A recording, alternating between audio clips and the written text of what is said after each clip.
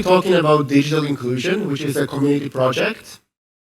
My name is Mikołajczyk. I'm an engineer, and I'm also the community leader for TopTal Warsaw. Okay, so to start off, I would like actually to talk about a different subject, which is digital divide. So the digital divide is the gap in terms of access to and usage of ICT. Okay? In the past, it used to be about the access to the internet, basically being or not being connected to the internet. But right now, it's a bit more complex because the internet has a global span. A lot of people are already connected, and it's more about the bandwidth and, more importantly, the skills. How can we, be using the internet to its fullest? So, now so you know what the digital divide is, I would like to talk about digital inclusion, which means actions against the digital divide. A little bit about me first. I'm a software engineer at TopTal since 2014, and I've been a volunteer community leader since 2015. I'm currently the CIO at Multi-Chain Ventures. And so I'm self-taught within IT. I graduated in neuropsychology, and I actually used to work at hospitals. And then I did a few courses from Berkeley via edX.org. And yeah, I was really working remotely for a long time now. But I've also had experiences working for, on location for different companies, including large corporations. And I'm also a nomad. I've been traveling and working remotely. In 2016, was over 6 months away from home, mostly in Asia. And this is a picture when we've been in Lisbon in May this year on TopTal Community Summit. So basically all the people in the picture are volunteers, community leaders from different cities in Europe. I've been having a lecture on how to host events, community events. So now I think you know a lot about me, and I wanted to ask something about you. Have you moved to a big city for education or work? Please raise your hand if yes. I can see a lot of hands up in the air. That's cool. So let me introduce you to a friend of mine. His name is Krzysztof. Okay, so Krzysztof's story is a bit special. He originates from a very small town, and then he started programming when he was still a child in primary school. And then he went to college in a small city nearby and started to get, give paid services like small gigs to local companies and local students. So he had so much work that he actually dropped out of school and never finished college. But he didn't learn too much at college anyway because he already had the skills from, his own hobby. So he landed his first job, which allowed him to work 2 to 4 days a week remotely. And then half a year later, he got a second one where he didn't even have to go to work anymore. He could work remotely the whole time. So what's special about his story is that he never moved to a big city. So the other question that I have to you is, have you found your first job in IT before moving to a big city? Please raise your hand if yes. Definitely less hands up. Okay? So what is the actual problem that we're facing here? Unemployment rate in big cities in Poland is actually quite low. It's around 3%, less than 5%. But in the smaller cities, it's a big problem, with more than 10% of people being unemployed right now. And, about IT, we have a lot of vacant positions. In cybersecurity alone, we have 3 million vacant positions as of February this year. 3 million. And many of those, a lot of that work can actually be done remotely. In addition, right now we have available the best education in the world through edX.org, Coursera, other services like that. And a lot of resources that are just available for free, think open source. It's all for free, available online.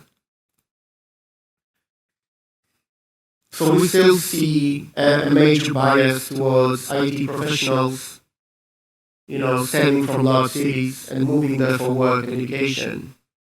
That's understandable when you think of traditional trades. But does it still have to be the case in IT? So what is the digital divide in detail? What are the different stages? Essentially, it is a complex term. It encompasses different situations, how people can be disadvantaged in terms of access to and usage of the internet. In contrast, a lot of us in this room have mastered the skills that are required to not only profit, be literate, but also profit. But even more so, we really prosper on IT. Okay? So there is a difference. The stage one of economic divide is essentially not having access to the internet. So this is being solved actively. It's not a burning problem, especially in Poland anymore, but it used to be also before. And we have, global initiatives like Starlink by SpaceX, or one laptop per child, which also had a representation in Warsaw, Project Argos. 1,200 children were given laptops. Okay? This is stage one of the digital divide. Stage two is about usability. So this is about, digital literacy, being able to compose, understand, find messages, essentially use the internet for banking or messaging friends, shopping.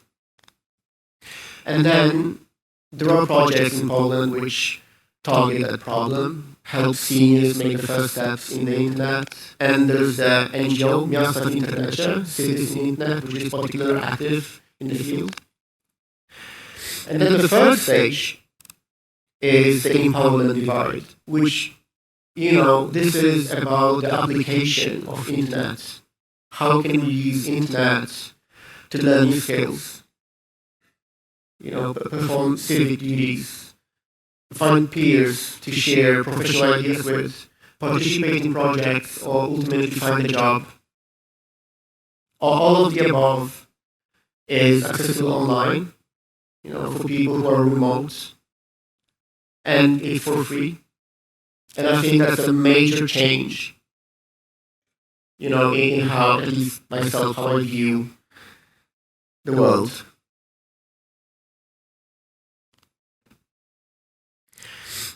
I really like the community, and this is one of our events that, we were talking about remote work and travels. This is midsummer, the place was filled, because people are really interested in remote work. So what do we do with the project Digital Inclusion? Okay, it is primarily a community project which is decentralized and open source. So our goal is to empower people from remote communities who are away from big cities, disadvantaged in the geographical sense, but also perhaps, across other areas, to consider online education and remote work as real alternatives. Because the reality isn't necessarily so bright for everybody. But it could be. The resources are out there. How does it work? So primarily we have, we create a global community. There's also a lot of top talents who tell me at the meetings that they want to volunteer in this project, becoming mentors. So we try to help connect people so they can, talk to other people. Because imagine being like the only programmer in a village. You don't even have anybody to talk to. Communities are good. They give support. And they also allow to share information, which is the key. We are building how-to guides, how to host events, how to mentor people, how to find the first job in IT. And then there's also work around the project. So we have some work that needs to be done on the core project, which is preparing materials. All of that work is open source. And then we also have access to exclusive internship programs, which are basically targeted at our, target group. Okay? And you can participate, like you can find us in the internet across these channels. So the first one is the website. But then the real work happens on GitHub. And the meetings are loaded on Meetup. That's actually Total's Meetup. But we can use it. And then there is a Slack. So if you'd like to connect, please do. The current activities go like this. On December 10th, we have the first remote community event in my hometown, in Żarów, which is around 41,000 inhabitants right now. And then we'll have follow-up in January. In February, maybe there will be a next community that we will reach out to. So other top leaders from Stockholm and from Prague said that they want to actively participate in the project. So we will be, like right now, I'm speaking to an IT crowd. We will also be sharing that information across other IT crowds internationally. And the question is, can we do more? I think yes. I think that a lot of, if you only spread the word about the project, that can actually help others. Okay, so just a word about our co-sponsors. Total, this idea actually stems from the community that we built at Total. Total is a global network which connects expert freelancers with leading companies, and Total participates in more than 600 events a year across the world. And then the other company, Multichain Ventures, the one that I work with now, they support, as a fintech crypto company, and they support the project by sponsoring some of the work and also providing an internship program which is exclusive to this project. So those are the ways that companies can participate and partner with us. And then how can you contribute if you would like to? You can scan the QR code, which will lead you to the repository, and then you can give it a star, because we just started, and we don't have many stars yet, but that will actually promote the project a lot. And then, right there, you'll have issues and details about the project. So if you want to pick something up, you can. The issues are available. You can join us at the meetup events, or you can host an event if you want, and we will support you. You can become a member on Slack, a mentor, I meant to say. And then you can also share your story. Like with Krzysztof's story, I really feel like there's a lot of people who are talented, but perhaps they don't realize how important it is for others to hear such stories of success. You could share exclusive work opportunities or internship and mentorship programs. And then you can also sponsor work on GitHub issues via gitcoin.co. That's a decentralized platform for sponsoring open source projects. Okay? And then if you have any other initiatives, please reach out to me at my email. So, thank you. If you're interested in TopTal, that's a different QR code actually. That one leads to TopTal's page. If you have any questions, please. Otherwise, I'll be by the TopTal booth for some time after my speech. Thank you for your attention.